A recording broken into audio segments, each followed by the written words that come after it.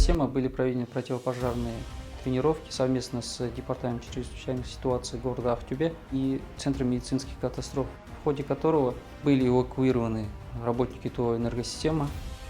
Была проведена тренировочное спасение, а также оказание помощи пострадавшему. Кроме этого, были продемонстрированы способы пользования первичными средствами пожаротушения. Вы должны перекрыть доступ кислорода.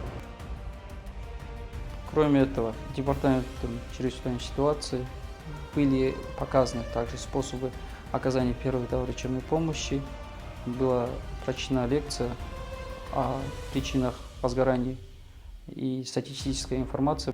Данная противопожарная тренировка была проведена для того, чтобы работники ТО «Энергосистема» знали алгоритм правильных действий при возникновении аналогичной ситуации, а также правильно применяли первичные средства пожаротушения.